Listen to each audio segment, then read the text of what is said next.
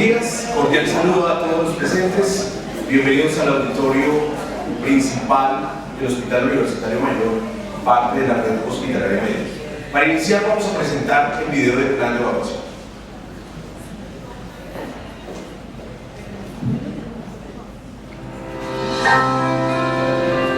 De antemano, muchísimas gracias por estar presentes. Quisiera darles la bienvenida a este conversatorio de donación de órganos y tejidos, con un importante énfasis en lo que implica la parada cardíaca y los retos que tiene Colombia a continuación. Primero, quiero agradecer a nuestros directivos, la doctora Marta Lucía Ospina como presidente ejecutivo de la red hospitalaria, el doctor Nelson Sierra como director hospitalario, el doctor Guillermo Sánchez como director científico de esta institución, el doctor Jorge Navarro como jefe de clínicas quirúrgicas. Y también recordar que en convenio con Colombiana de Trasplantes, el doctor Fernando Girón, vicepresidente científico de la misma, y la Fundación Donar Colombia con la doctora Jimena Escobar como directora ejecutiva, hacemos posible el día de hoy tener un espacio en el cual nosotros vamos a hablar sobre un tema que es trascendental para todos nosotros, que es la donación de órganos y tejidos. Hoy lo que queremos hacer es simplemente llegar a los corazones de las personas y tener el espacio cercano para que ustedes escuchen experiencias propias de personas o que están en lista de espera o que han sido parte de la donación o que quizás ya tienen un periodo de recorrido mucho más amplio en este proceso. Utilizamos recursos propios como la conversación para que nosotros sepamos que lo que las personas opinan definitivamente tiene relevancia en nuestros corazones. Así que déjenme darles la bienvenida a todos ustedes y que disfrutemos este espacio que sea en favor de nosotros. Para comenzar, y con muchísima importancia, quiero darle la palabra a nuestra presidenta ejecutiva, la doctora Marta Lucía Ospina, quien nos va a hablar sobre los retos que tiene una institución de alta complejidad en la donación de componentes anatómicos. Doctora Ospina, bienvenida.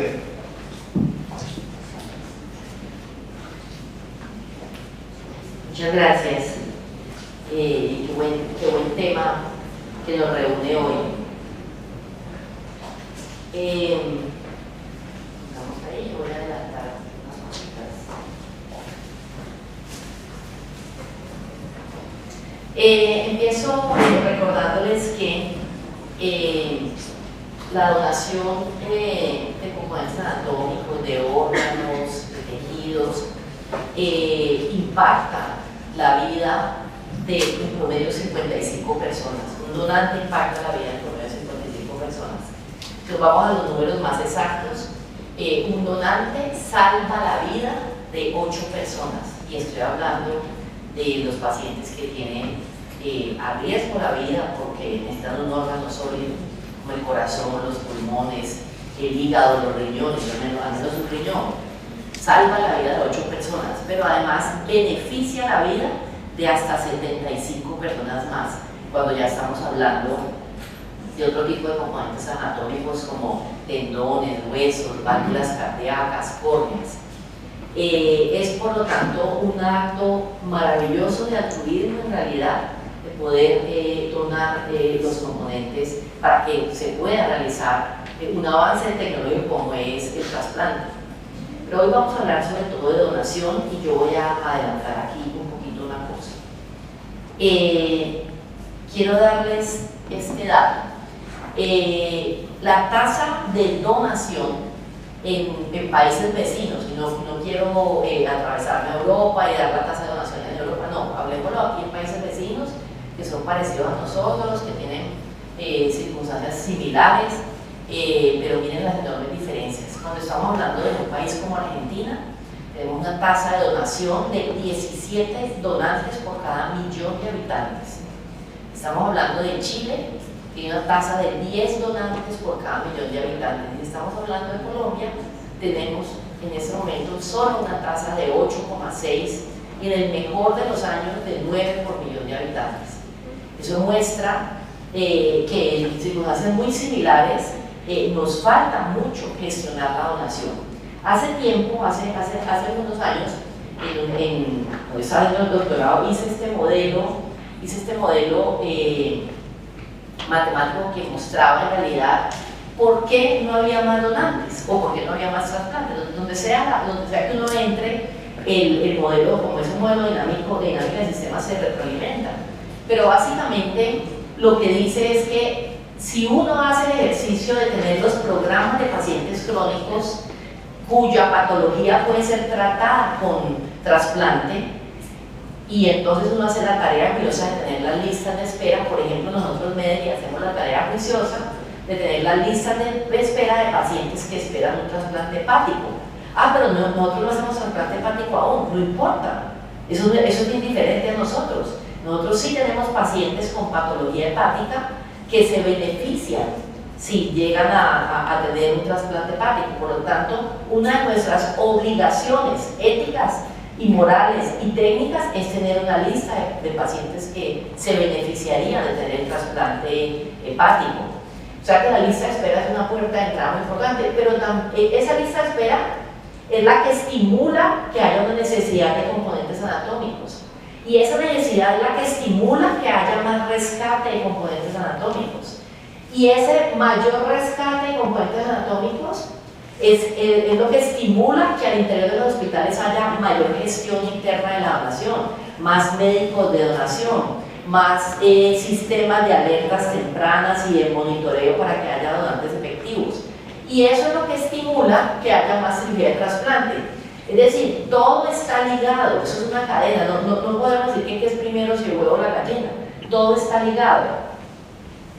Hemos trabajado, yo misma trabajé años, no solo 7 años en el INS, sino antes, como 4 años en el ministerio, y cada punto de la ley, que haya acceso al servicio de trasplante, que haya gestión de las listas de espera, que haya procuración, que haya listas únicas, que haya un montón de cosas.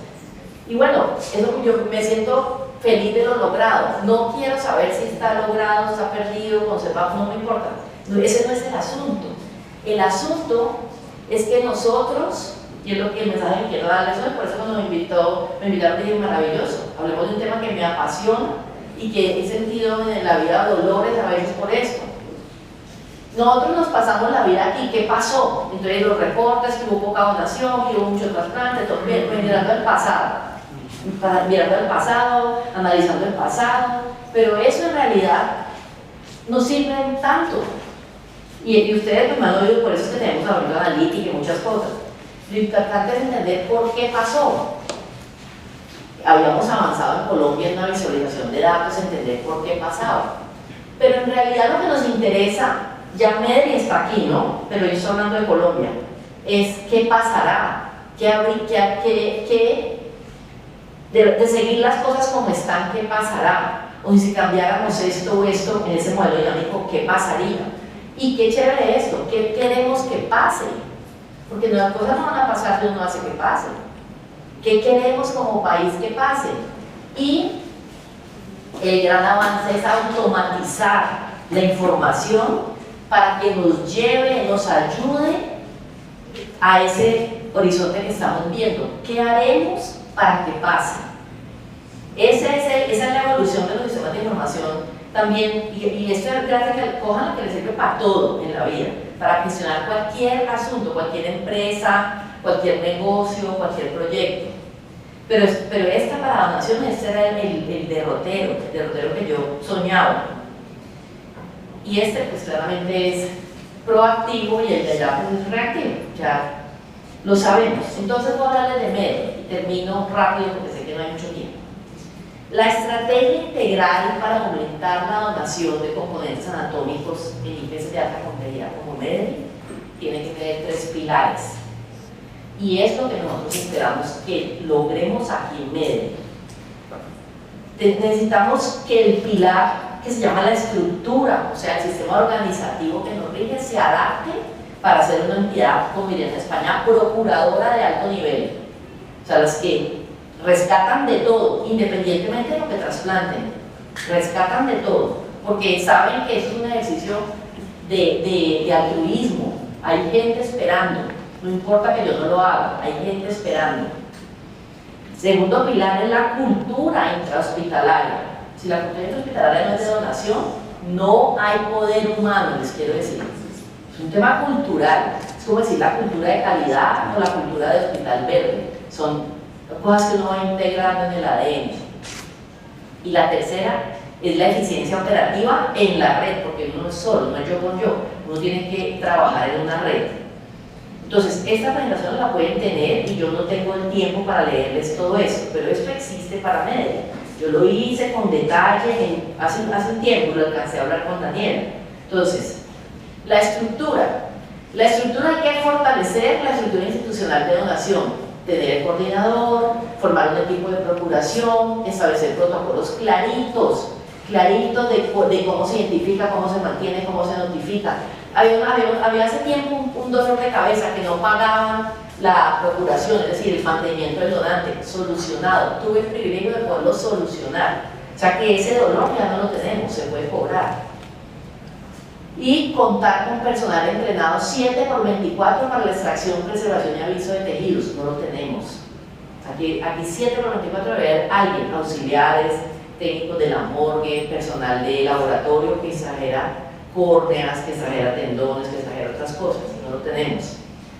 Hay que mejorar la detección y manejo del donante potencial, implementar un sistema de alerta temprana, entrenar el personal en diagnóstico oportuno de muerte encefálica, porque tenemos un grupo muy pequeño, ustedes lo saben, tenemos que tenerlo más robusto, protocolos de mantenimiento hemodinámico y metabólico, que lo tenemos, obviamente doctor Pinilla que lo tenemos, pero hay que estandarizarlo, todo el mundo tiene que hacerlo igualitico y integrar la procuración a la rutina clínica de la UCI. Es una forma de seguir viviendo, ¿no? Donar es una forma de seguir viviendo.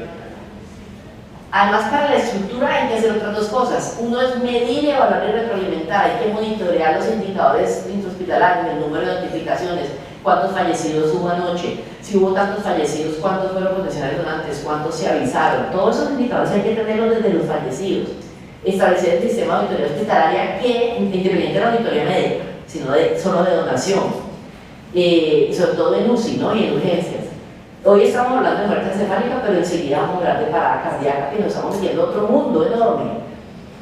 Y activar los comités de revisión de donantes perdidos. No tenemos comité de revisión de donante perdido, hay que tenerlo, porque el comité de revisión de donante perdido es como el de muerte materna, el que uno se da látigo, pero se entera y cura los males que lo aquejan. Y hay que tener tecnología, registros electrónicos de donación, ya es hora, y simulaciones clínicas, simulacros para ver cómo actuamos ante un potencial donante. En la cultura institucional pro donación, con capacitaciones continuas, pero como metiendo el tema en la inducción y en la reinducción de todos los trabajadores de Medellín, hacer talleres de comunicación con familias para médicos, simulacros, obviamente, cómo se habla con una familia para hablar de donación, aunque acuérdense que en Colombia todos somos donantes, a menos de que exprese lo contrario, se respeta el derecho a la negación.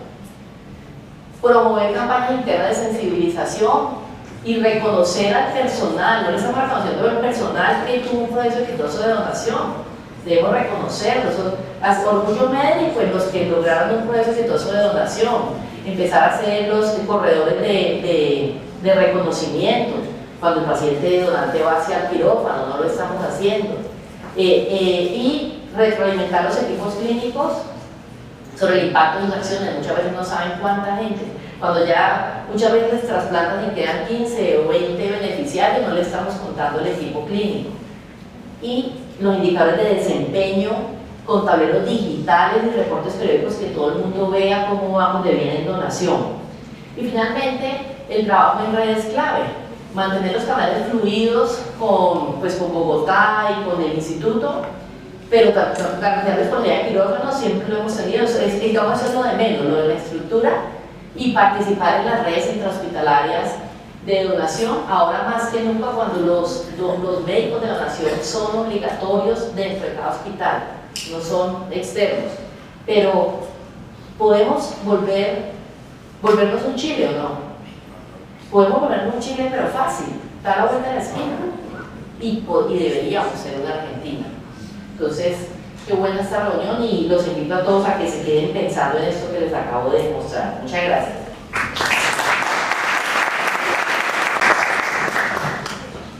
Gracias, doctor Ospina. Qué privilegio tener la posibilidad de que la experiencia nacional venga a nosotros a una institución tan importante como MEDE. A continuación vamos a tener un espacio muy importante que es el conversatorio de donación de órganos. Para ellos voy a invitar a Vanessa Parra. Vanessa es coordinadora de donación de Colombiana de Trasplantes y tenemos el privilegio hoy de contar con 3 personas que han sido pacientes relacionados con este tema. El primero de ellos es Diego Esteban Sánchez, que fue donante vivo, Eduardo Sánchez, que fue el receptor, y además tenemos a Natalia Vázquez, que se encuentra actualmente en lista de espera. Por favor, un aplauso para ellos.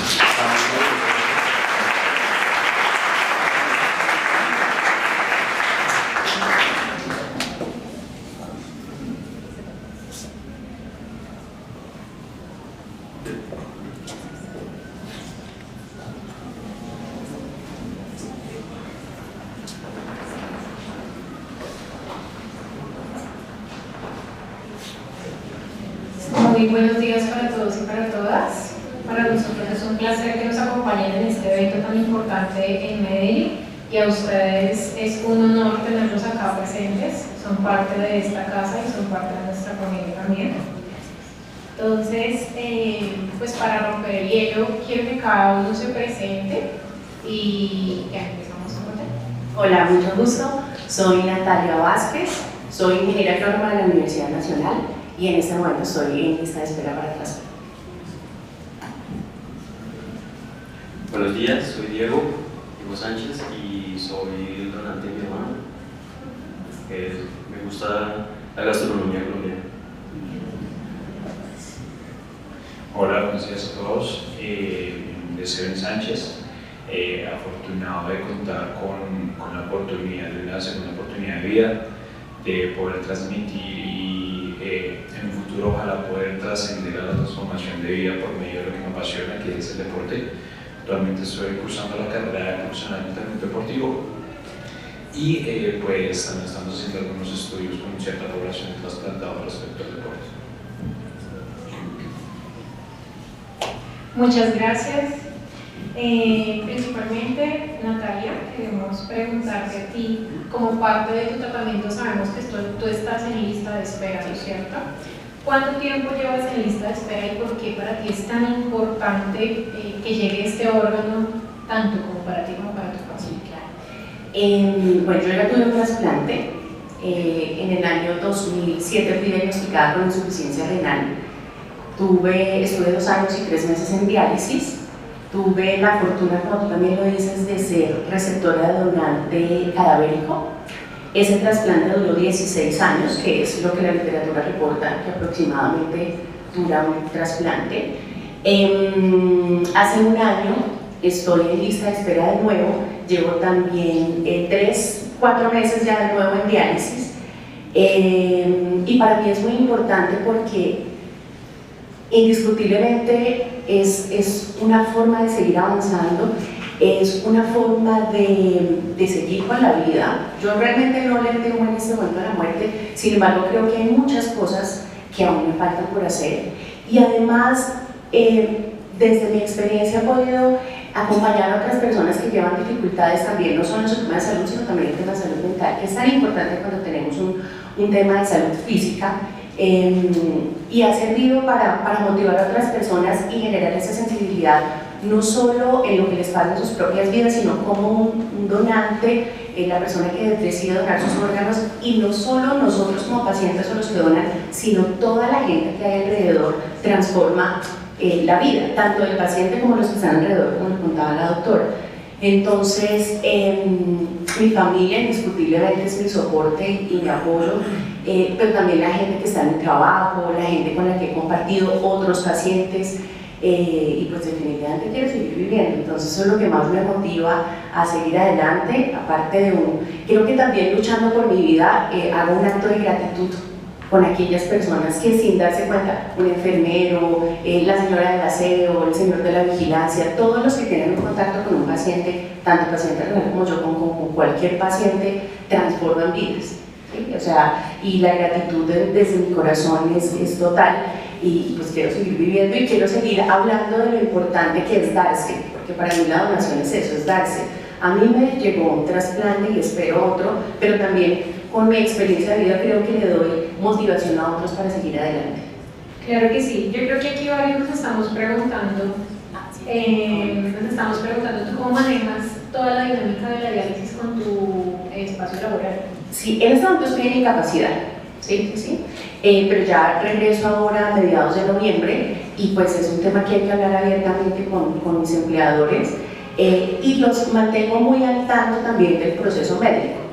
Y aparte de eso, los vinculo en cierta manera de la importancia de la donación. ¿Sí? La gente ve el tema de un receptor o de un donador muy lejano, eso nunca me va a pasar, eso no es conmigo, eso es como, yo me sentía a veces como un bicho raro, sí, porque tú dices, no, tengo un trasplante de riñón, ¿y eso qué es? ¿Qué significa? ¿En serio tienes un trasplante?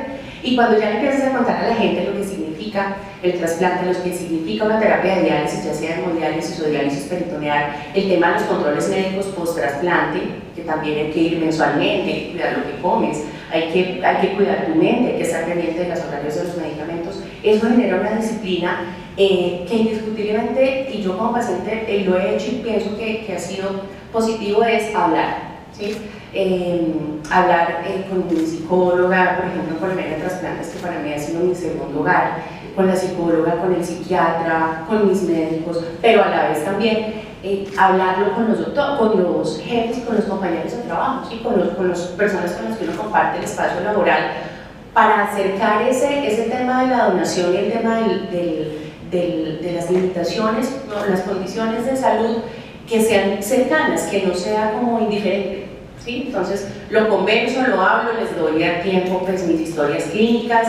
Igual no he permitido a lo largo de mi carrera profesional que la insuficiencia renal y que el trasplante sea una limitante. Indiscutiblemente hay cosas que yo digo no hago, ¿sí? Pero también voy al ritmo del resto, no porque digan que soy fuerte, no, es porque mentalmente sé que lo puedo hacer y no me limito. Entonces, el hecho de que una compañía, yo trabajo en una compañía que se llama Hortifruit, que produce arándanos, frambuesas y zarzamoras, que aparte pues es algo que es más chévere, el hecho de que una compañía vea que una persona tiene un trasplante que puede seguir siendo productiva, que puede seguir aportando desde su conocimiento, desde sus habilidades, pues hace que el tema del mito de que una persona que tenga un trasplante o un tema de salud se convierta más en un problema para una compañía, pues se rompe. ¿Sí? Porque tú con tu actitud y con lo que haces demuestras que seguimos siendo personas productivas y sobre todo lo más importante que no solo es el tema de la productividad, sino que le seguimos aportando a la sociedad desde nuestra experiencia, desde nuestra sensibilidad, desde como tocar un poquito la fibra, que no solo sea la producción como tal, sino que la parte humana también es muy más enriquecedora porque ya hay una visión totalmente integrada y empática a muchas cosas. Me ha pasado, por ejemplo, que vienen personas, la mayor parte de las personas con las que trabajo son personas campesinas, están en la zona rural porque la compañía está ubicada en Huasca y pues somos más o menos 400 colaboradores en la compañía, pero el 90% son gente del campo que trabaja en las labores propias de sembrar la frambuesa, cosechar la zarzamora, regar los cultivos, es gente rural, ¿sí? Y me ha pasado que por lo que conocen de mí, de golpe me dicen, ay Natalia, es que venga, tengo esto que me... O sea, no solo en la parte física, lo que les quiero decir es, tengo una depresión porque mi marido me mujer, ¿qué hago? ¿Sí? Entonces, el mensaje más allá de la productividad de la persona, que pues indiscutiblemente producir necesitamos todos, es esa parte humana que a veces se nos olvida. Entonces la gente siente cercanía y todos nos volvemos iguales. Tan importante es el señor que riega como el CEO de la compañía, ¿sí? Entonces eso es lo que más valoro y creo que es mi aporte a la sociedad, no solo a la compañía en la que trabajo. ¿Sí? Listo, Natalia, muchas gracias. Continuando con la siguiente pregunta, quiero preguntarle a Diego, gracias por estar aquí y acompañarnos. Quiero preguntarle cómo era su dinámica familiar y su contexto personal antes de recibir el trasplante de riñón. Pues todo era normal hasta que pues mi hermano presentó el problema de los riñones, cálculos de los riñones, y todo iba muy bien hasta que de un momento a otro pues los médicos nos dijeron que pues se le diagnosticaba a mi hermano con problema renal. Y empezaron un montón de cosas que, pues, digamos, intervenciones médicas, empezaron después él tuvo diálisis, tanto en la casa como en el hospital. Entonces, de ahí lo que hicimos fue, pues, digamos, dimos con un ángel que es la doctora Alejandra, y pues de ahí empezamos un procedimiento para empezar a donar, el procedimiento para ya luego yo poderle donar el riñón a mi hermano. Ok. Edwin, cuéntanos un poco, por favor. Sabemos que usted fue el receptor del riñón y aquí en Medellín nos gustaría saber que nos comente cuál fue la sensación el día que se enteró de su trasplante y cuál fue su impacto en su círculo familiar. Pues yo diría que es una sensación indescriptible. No se puede describir con palabras la cantidad de emociones, sentimientos y pensamientos que pasan por tu cabeza. El hecho de que algo que me dejó muy claro a atravesar ciertas circunstancias de la vida es que es muy diferente estar vivo a estar viviendo. Quizá yo estaba conectado a una máquina y estaba vivo, pero en realidad no estaba viviendo. Tuve que dejar pausados mis estudios, de pronto continuaba con algún tipo de actividad física, pero pues muy leve. De pronto pues el entorno social cambió un poco. Entonces, de pronto no puedo negar que en algún momento, en alguna instancia, sí vi como mis sueños de pronto un poco más difíciles de alcanzar, se alejaban un poco cada vez más y más con cada sesión de diálisis. Sin embargo, ese momento cuando te dicen vamos a hacer los estudios, afortunadamente con mi hermano somos un 99.7% compatibles, entonces es una gran noticia que me alegró enormemente, y es donde se pone ese punto en donde dejo de estar vivo a volver a estar viviendo, a volver a retomar mi vida, a volver a retomar mis estudios, mi trabajo, a volver a tratar de generar en lo que podamos transformaciones en vidas de quien lo necesite. Entonces es una noticia que impacta demasiado, ¿no?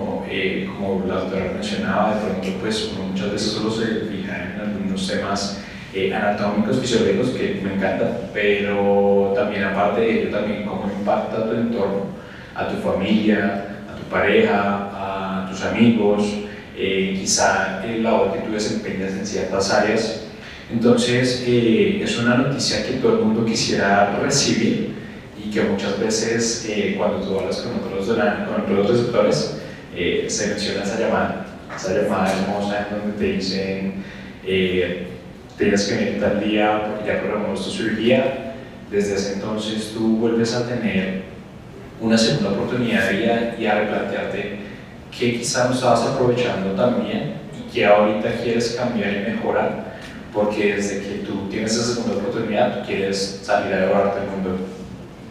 Bueno, y después de que tuviste esa llamada, te hicieron el trasplante de tu riñón, ¿cómo ha sido la calidad de vida para ti?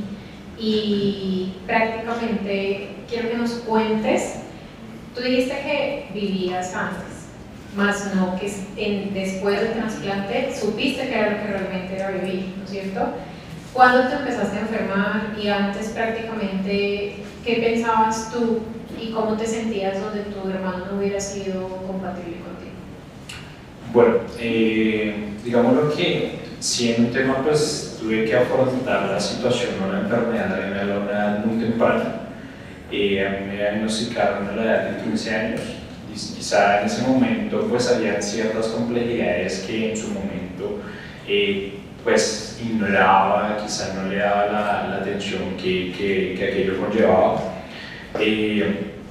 Sin embargo, pues yo te llevaba una vida saludable, digámoslo que siempre mi entorno fue muy alejado al deporte, y yo era pues deportista de medio rendimiento. Quizá ahí fue donde me detectaron la enfermedad, porque empecé a bajar mis niveles, a bajar mi rendimiento y demás. Y pues después de que se hizo el diagnóstico, todas las intervenciones quirúrgicas y demás, pues conlleva la ida hacia la diálisis y luego pues hacia el trasplante. Sin embargo, pues siempre pienso que fue cuestión de conllevar pues como metas claras, metas optimistas. Entonces, más llevado hacia esa parte, pues yo diría que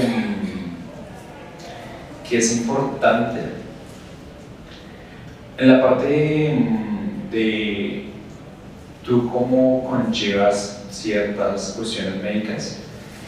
Es importante que tú analices cómo se estaba llevando y cómo puedes pues, llevarlo ahora. Okay. Diego, tengo una pregunta para ti. ¿Qué ha sido lo más bonito de haber podido generar vida a través de tu órgano, el riñón? ¿Quisieras contarnos un poco sobre tu experiencia como donante de tu hermano? ¿Desde un principio lo consideraste o esperaste a que él pensara tal vez que el órgano viniera de un donante cadavérico? ¿Desde un principio tú dijiste, aquí estoy? Bueno, pues desde un comienzo, sí, no, o sea, me metí de lleno, o sea, sin mente, literalmente, o sea, de una, o sea, lo que pasa es que al comienzo mi hermano estuvo en una etapa donde no quería que, digamos, involucrar a su familia, pues porque todo lo que él había vivido era muy complejo, entonces él trataba de decirnos como que, pues, que nosotros no viviéramos lo que él vive, y pues de cierta manera todos los de su entorno lo estamos viviendo también con él, no lo estamos sintiendo, pero pues al verlo él en ese estado, pues uno dice no. Entonces, desde un comienzo, internamente, no se lo dije a él. Yo pensaba, yo decía, si hay que hablarle, pues yo de una, yo digo que sí, y se lo hago con todo el amor del mundo. Entonces, después de ello, pues, afortunadamente, nos hicieron los estudios y todo salió compatible, como lo acaba de mencionar mi hermano. Y de ahí para acá, con las intervenciones médicas y todo, pues afortunadamente todas salieron bien. Después del trasplante, digamos, lo más bonito es verlo a él que él rehace su vida, cumple sus sueños, está trabajando, estudia, comparte con nosotros, con sus amigos, y pues verlo así es, o sea, me llena de mucha emoción. Gratificante. Exacto, entonces eso es como lo más bonito de muchas cosas que también abarcan, porque son muchas emociones encontradas. O sea, después de que yo le hablo a él, como que no sé, mi ser, algo de mí como que vuelve otra vez también como a nacer. Entonces, o sea, es indescriptible, pero perdonar. Creo que es la definición completa de lo que es el amor fuera de sí. Exacto, entonces. Lo que pasa es que, digamos, continuando con la pregunta que se me exportó un poquito, es muy cierto que hay mucho tabú sobre el trasplante. Es una cosa impresionante. De hecho, en muchas ocasiones ni siquiera se conoce nada del trasplante. Tú a alguien promedio le hablas de trasplante y te va a decir, ¿qué es eso? o sí, claro, o sea, se ha involucrado pues miedo, pero en ese entonces yo tenía como ese tabú de que sí es cierto, si yo bien estaba afrontando una situación difícil, no quería involucrar a nadie y no quería que nadie pasara por algo que yo estoy pasando, porque es algo que no le desea ni al peor enemigo, y mucho menos con un ser querido. Entonces es ahí donde entra como ese rol, ese papel de incentivar la donación, como la doctora mencionaba. Es muy importante alinear todos esos parámetros culturales y sociales y también clínicos. Es supremamente importante y pienso que ahí es algo que vale la pena apoyar toda campaña que quizá haya como romper un poco todo ese tabú que hay sobre el trasplante. A mí afortunadamente llegó, como lo mencionaba, es una mujer espectacular, la doctora Alejandra Martín. Ella quizá como directora de ACODEL, que no sé si de pronto alguien la conoce. Sí, bueno, para quien no lo conozca, ACODEL es la Asociación Colombiana para Deportistas Trasplantados. Quizá es una asociación que le brinda la mano a aquellos que en su momento pues practicaron algún deporte, pero por cuestiones médicas tuvieron que dejarlo. Y volvemos como a ese entorno y es donde ella nos dice, hey, yo los invito. Y es algo muy gracioso de la vida porque yo había empezado ya a la Fundación Universitaria de la Argentina. Empecé mis estudios ya, tuve que pasar por diálisis, pero resulta que ACODE tenía su asociación con la Fundación Universitaria de la Argentina. Entonces ya me dice, te invito a unas actividades que en su momento era movimiento trasplante. Y es ahí donde tú entras esa conversación con todo, tanto los receptores como con los donantes, y tú ves a esa gente haciendo y deshaciendo. Entonces tú dices, ¿en serio es verdad que uno queda mal después de donar? ¿Es verdad que uno ya no tiene el mismo estilo de vida? ¿Es verdad tal cosa? Y uno habla tanto con los receptores como con los donantes y son gente con un potencial enorme, que eso es lo que más impacta, que es mucha gente que de pronto desde varios entornos hacen su aporte, su granito de arena a transformar y a visualizar lo bonito que es concientizar a la gente sobre el trasplante, quizá nombrarle más cosas positivas que negativas que conlleva pues, todo este proceso de la donación. Entonces siento que es muy importante tratar de dejar a un lado ese tabú e informar más a la gente. Sí, tenemos un reto enorme tanto como pacientes ya internamente como personal, ciudadanos colombianos, sobre quitar y derrumbar todas esas falsas creencias que tenemos alrededor de tanto donación como de trasplantes, ¿no es cierto? Pero pues eso empieza desde casa, desde que nosotros ya estamos un poquito más empatizados con el tema. Y yo quería también traer a colación algo que mencionó Diego, y era que tú, Edwin, querías mantener a tu familia al margen de tu situación de enfermedad, ¿no es cierto? Es muy común que en todas esas situaciones difíciles cada quien haga como un mecanismo de defensa, que yo siento que fue el tuyo para no arrastrarte a tu familia. Sin embargo, hay que traer a colación de que la familia es tu red de apoyo principal y hay que estar agradecidos tanto por lo bueno como por lo malo. Entonces siempre se convierten en esa mano derecha y muchas veces en esas personas que te levantan los brazos cuando tú ya muchas veces no quieres continuar, ¿no es cierto? Entonces quiero que nos cuentes un poquito de tú cómo tomaste el apoyo de tu familia, porque hay personas que dicen no, definitivamente yo no quiero, y se vuelven como muy bloqueantes ante esta ayuda, y hay otras que dicen no quiero, pero sí la necesito. Entonces cuéntanos un poquito de cómo fue ese proceso. Bueno, no es nada fácil, siento que es algo bien complejo que se debe trabajar, principalmente porque en tu cabeza pasan ciertas cosas, digámoslo, en mi cabeza en ese entonces.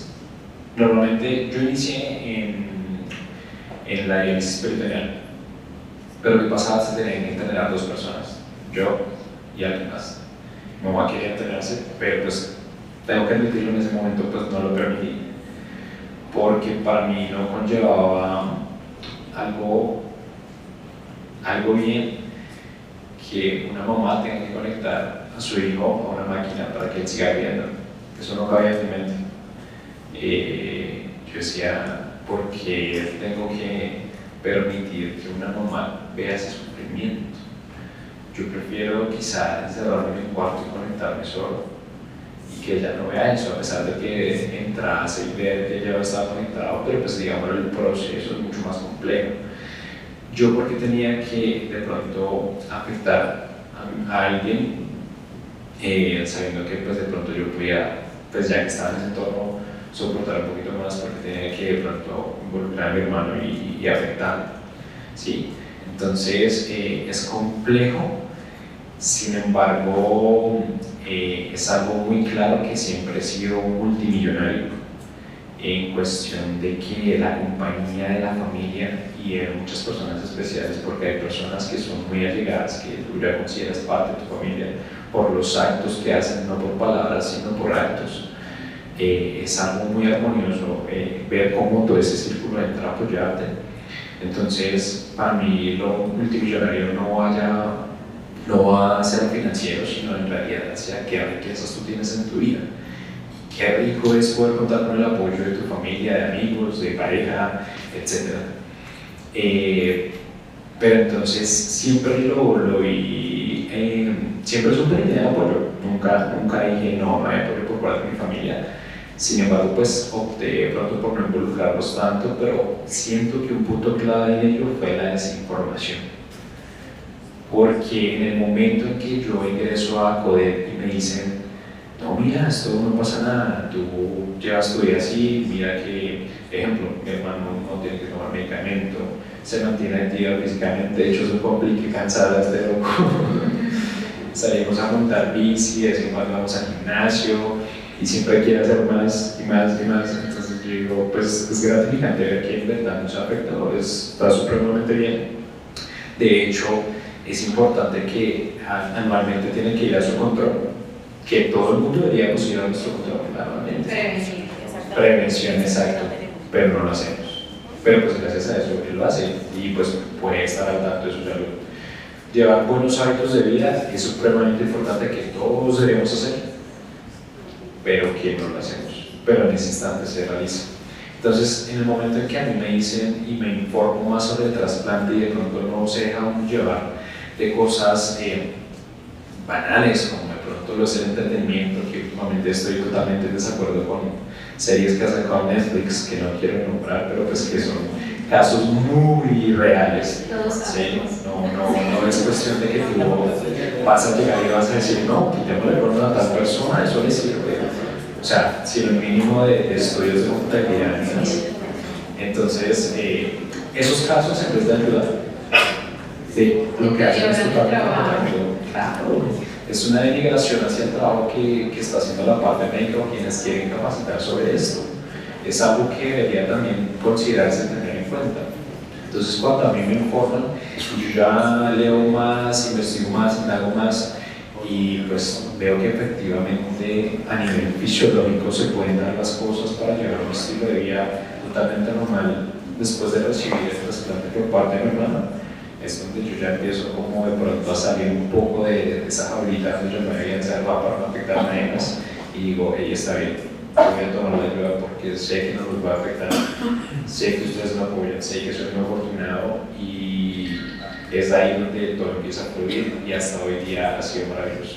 Muchas gracias, Edwin. Bueno, pues para terminar nuestro conversatorio con ustedes, quiero que cada uno piense una frase o algo importante que nos quiera compartir como para aprendizaje desde el rol que está cumpliendo cada uno. Tú, Natalia, en lista de espera. Tú, Edwin, no, Diego como donante vivo y tú, Edwin, como receptor. ¿Listo? Entonces, empecemos con Natalia.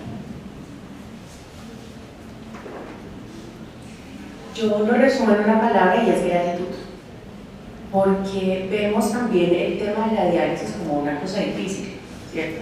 La diálisis peritoneal y la hemodiálisis son circunstancias difíciles de vida. Sin embargo, si no existiera esa tecnología, gracias a la investigación y al aporte de todas las personas que han querido transformar la vida de otros, yo no estaría aquí, ¿sí? Entonces yo creo que más que una frase ni palabras, gratitud a todas las personas que están alrededor de un paciente y con eso vivo, con gratitud. Tenemos muchas personas detrás de bambalinas, Sí, muchísimas. que gracias a ellas estamos todos acá, ¿cierto? Resumiría todo en compartir la vida de las personas que gozamos de buena salud con un niño, una niña, un adolescente, un adulto mayor, que pues en estos momentos tienen que pasar por circunstancias supremamente difíciles y que aún no lo han logrado de tener ni tanto un paciente cadavérico como un paciente que quiera por voluntad propia darlo. Entonces yo lo definiría como en compartir vida. Bueno, por mi parte, siento que es complejo porque de pronto la enfermedad o las circunstancias que trajeron a mi vida nunca las hubiese querido vivir para nada, pero pues sí es cierto que me forjaron mi carácter, me hicieron crecer como persona y me han traído muchísimas enseñanzas, demasiadas, pero yo lo resumiría y mi mensaje sería: tomen agua.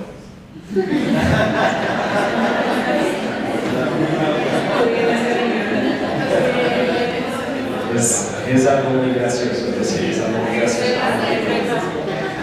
con que Claro, uno dice, ¿cuál es el mensaje? Tomen agua.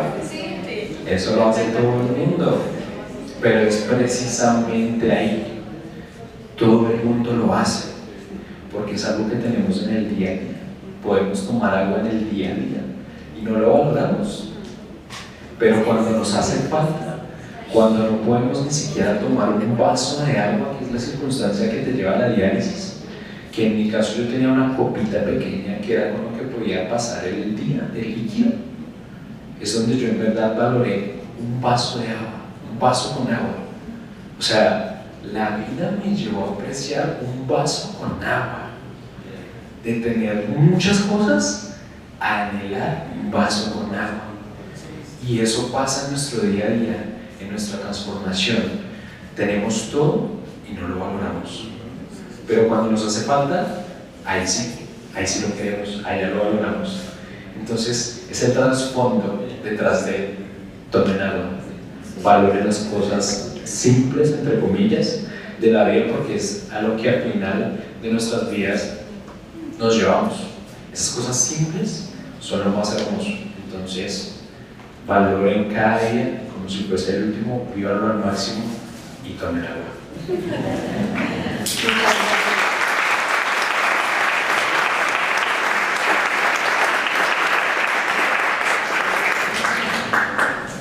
Muchísimas gracias de verdad por acompañarnos, por contarnos sus experiencias y por hacernos partícipes también a nosotros de eso que está sucediendo.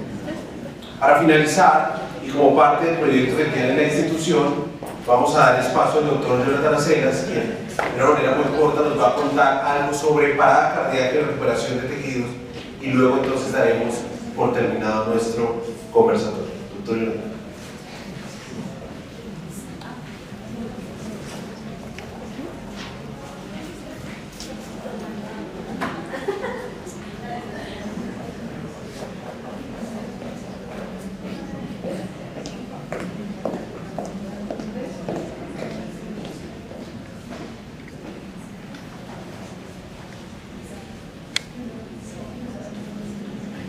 ¿Cómo están? Muy buenas tardes para todos. Mi nombre es Jonathan Acelas, soy médico coordinador en donación y trasplantes. Llevo desempeñando este trabajo cerca de 8 años. Aprovecho para dar el agradecimiento a Hospital Universitario Mayor Medellín, que ha sido la institución que me ha acogido de forma presencial durante todo este tiempo. A mis jefes que están aquí acompañándome hoy, estoy un poco nervioso. Hace mucho tiempo no expongo frente a ellas. Y sobre todo frente a las personas que se ven beneficiadas por la labor que realizo día a día, que son los pacientes de lista de espera, los pacientes trasplantados. Es ver que ese pequeño granito de arena que desempeño día a día tiene repercusión en la vida de muchas personas. Lamentablemente, ¿cuál es la realidad en Colombia? La realidad es que la donación no es suficiente para la lista de espera. Afortunadamente, en Colombia, en algunos círculos, la donación se promueve en ámbitos académicos, pero a grosso modo en la población general no es así. Hay desinformación, hay mitos, hay dudas, hay temores respecto a lo que sucede en un paciente que está en lista de espera y los pacientes que se ven beneficiados del trasplante. Esta gráfica representa lo que está sucediendo en este momento en el país. Donantes cadavéricos 34, donantes vivos 30 en el último mes. La lista de espera, cerca de 3.400 personas solo de componentes anatómicos órganos sólidos, corazón, pulmón, hígado, riñones, páncreas, sin contar tejidos como córneas y tejido óseo y piel. Solamente de riñón, 3.996 personas. Medellín, Hospital Universitario, tenemos la lista más grande del país. Nosotros, como institución, trasplantamos a todas las personas que lo necesitan, que pasan los filtros, obviamente, porque recibir vida requiere sacrificios y requiere compromiso de los pacientes. Ustedes lo saben perfectamente, ser juiciosos con los medicamentos, ser juiciosos con los controles, ser juiciosos, hacer cambios en el estilo de vida, y eso implica un gran compromiso y un gran sacrificio. Hay dos tipos de donantes: donante cadavérico y donante vivo. Colombiana de Trasplantes Hospital Universitario Mayor hacemos los dos tipos de donantes. Donante vivo, una persona que es viva, que estamos vivos, podemos donar órganos pares, podemos donar un riñoncito, un pulmón, un segmento hepático. También la invitación es a donar el principal tejido que tenemos, sangre. La necesidad de componentes hematológicos, glóbulos rojos, plaquetas es inmensa, sobre todo en un país en el contexto social y cultural que manejamos. Y en lo que yo me especializo, en lo que se especializan los médicos coordinadores, es el donante cadavérico. En un donante ideal, en un paciente que acabo de llegar, que sufrió un trauma, son 55 vidas que se ven beneficiadas de una sola persona que decide en vida ser donante y que lo comunica a sus familias, porque ese es el otro gran problema. Yo puedo tomar la decisión, pero si no se lo comuniqué a mi familia al momento de afrontar esta situación, van a ocasionar muchas dudas y muchos mitos. Esa es la otra parte de mi trabajo, hablar con esas familias, explicarles que es un derecho que una persona tiene cuando fallece, ayudar a otras personas. Donar es amor y misericordia. A pesar que la ley 1805 de 2016 establece que todos somos donantes, la donación tiene que ser voluntaria, tiene que ser de cada individuo. Comunicarlo a la familia, comunicarlo a nuestras esposas, a nuestros compañeros sentimentales, a nuestros papás, que ellos entiendan que una vez que fallecemos, la única manera en que podemos volver a vivir es ayudando a otros. Eso implica la donación. Y aquí viene una parte de la cosmología en nuestra idiosincrasia religiosa, y es que radica que durante muchos tiempos se pensó que morir era el final de todo, y que dependiendo de la rama del cristianismo íbamos a revivir y teníamos que estar completos. ¿Qué es lo que pasa? La cosmología cristiana, la idiosincrasia religiosa, de hecho es todo lo que demos se nos será retornado. Si damos vida y damos amor, se nos va a devolver. ¿En qué momento llegamos a un donante cadavérico? En Colombia es cuando se confirma, más allá de cualquier duda razonable, que una persona falleció por criterios neurológicos, o sea, que su cerebro dejó de funcionar. Estas personas pueden donar órganos y tejidos.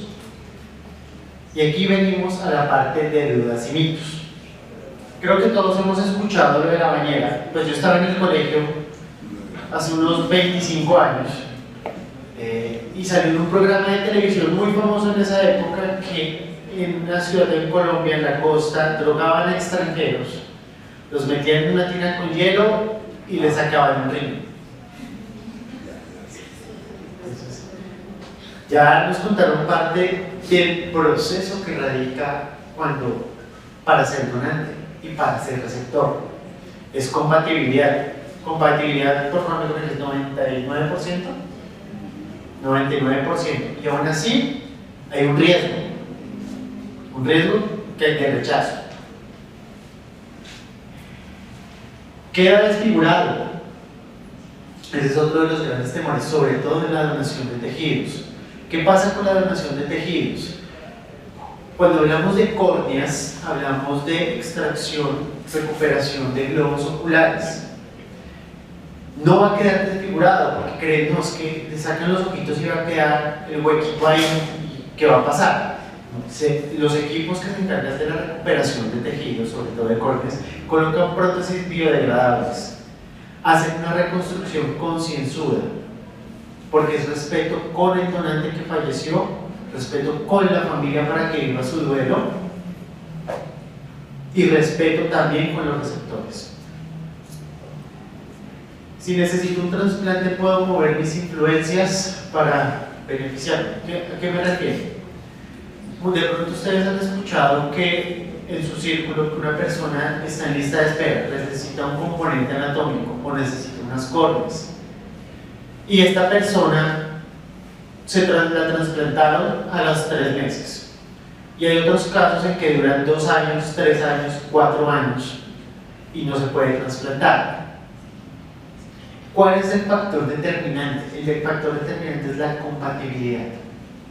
Por favor, levanten la mano los que sean grupo O positivo. Acá. Volteen a mirar. Ahora los que sean grupo A, no importa si es positivo o negativo. Ahora los que son A negativo.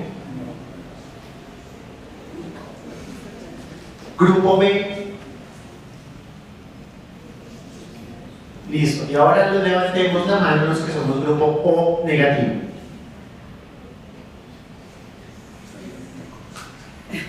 Como pueden ver, depende del grupo sanguíneo, depende de la compatibilidad genética. No es una cosa de azar, no es una cosa de fortuna, no es una cosa de tener los ingresos para poder hacer un trasplante. Primero depende del grupo sanguíneo, segundo de la compatibilidad genética y tercero depende de si ya fui trasplantado o no.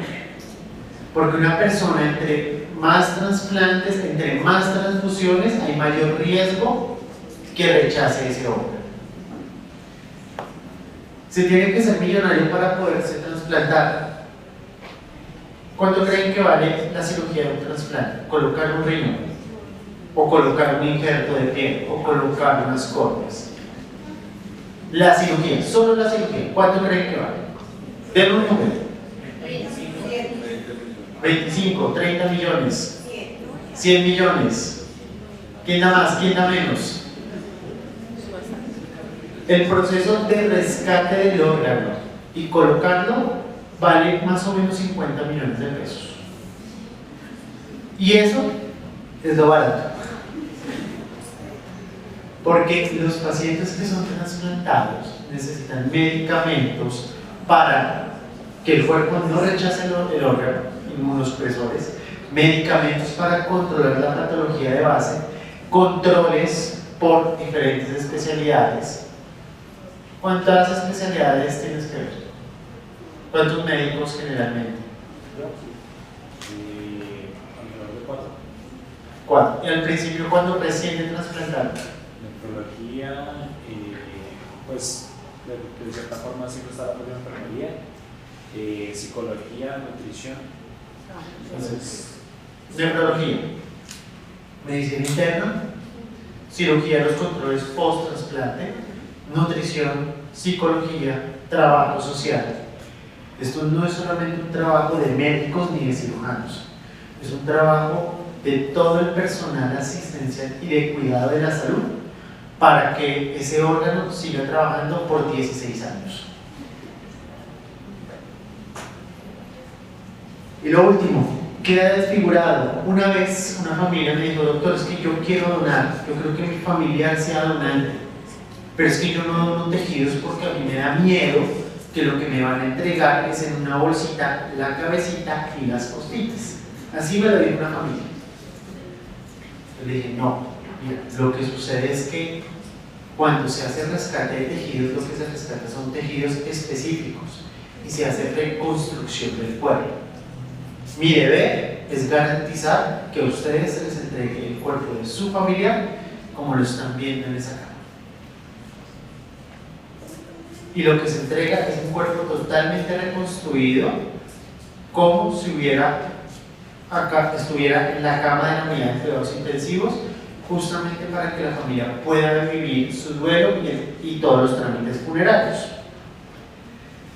Mi religión me prohíbe donar. Este es uno de los grandes mitos que existe respecto a la donación. De hecho, todas las religiones abrahámicas que descienden de Abraham, que son el judaísmo, islamismo y el cristianismo, promueven la donación de órganos y tejidos. El cristianismo, con todas sus derivaciones luteranas, anglicanas y luteranas, también lo apoya.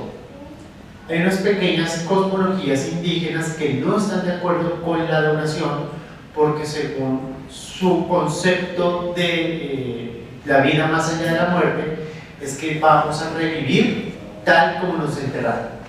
Por eso es que los entierran con adornos, con vestimenta, con joyas, con maquillaje. Eso es muy propio de algunas culturas indígenas. Testigos de Jehová, de hecho los testigos de Jehová, hay pacientes en lista de espera que son testigos de Jehová. Ellos están en contra de la transfusión de componentes hematológicos, pero como un órgano que se trasplanta, se le saca toda la sangre, no están en contra de la donación y mucho menos del trasplante.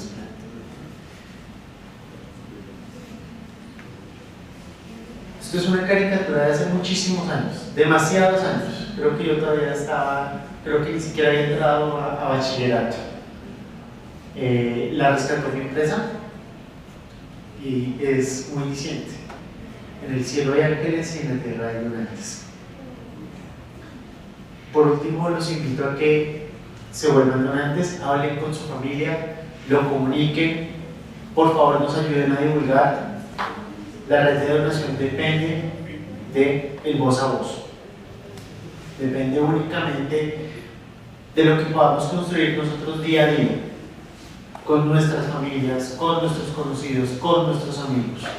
Cuando yo empecé este trabajo hace 8 años, mi mamá llega y me dice: ¿usted para qué se va a meter en eso? Es que usted me quiere desbaratar cuando yo me muera. Pero a lo largo del tiempo, y después de un caso que tuve en Tunja de un niño de 4 años, que logramos rescatar corazón y que esa vez fue un milagro, porque ese corazón fue un niño de 4 años y terminó en Bucaramanga. Se gestionó con el ejército, con todo el mundo para rescatar y que el grupo de rescate fuera en helicóptero, aterrizar en Tunja, rescatar el corazón y se devolviera a Bucaramanga. Ella entendió que esto es dar vida, que esto es ser católica, que es muy católica, que esto es dar amor a otras personas y que esto realmente es ser un ser humano. Muchas gracias.